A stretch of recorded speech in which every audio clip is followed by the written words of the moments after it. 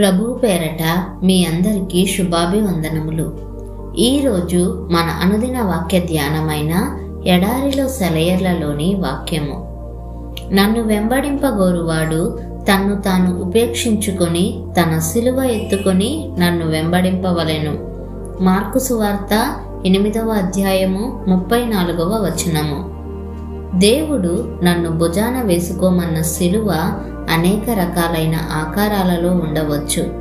ఇంకా ఘనమైన సేవ చేయడానికి నాకు సామర్థ్యం ఉన్నప్పటికీ తక్కువ పరిధిలో ఏదో అల్పమైన సేవ చేయడానికి మాత్రమే నాకు అవకాశం దొరకవచ్చు.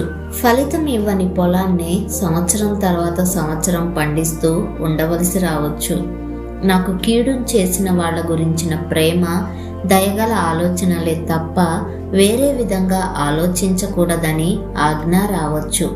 అలాంటి వాళ్లతో మృదువుగా మాట్లాడి వాళ్లకు సహాయం చేయవలసి రావచ్చు.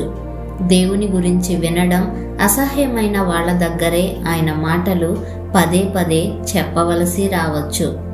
సిలువలు చాలా రకాలు, అన్నీ అతి భారమైనవి. నా ఇష్ట ప్రకారమైతే వాటిల్లో దేన్ని ఎంచుకోను. కానీ నేను సిలువను ఎత్తుకొని సహనంతో సనుగుడు లేకుండా నా భుజం మీద దాన్ని మోసినప్పుడే యేసు నాకు సమీపంగా ఉంటాడు.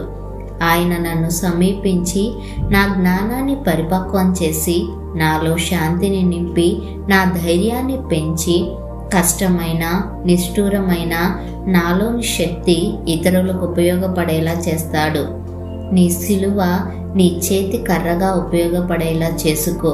నిన్ను భారంతో నేలకు అణగద్రొక్కే బరువుగా కాదు. సంతోషంగా నీ సిలువను మోసావంటే నిరాశ నిస్పృహల నుండి నీ తోటి వారిని విడిపించగలవు.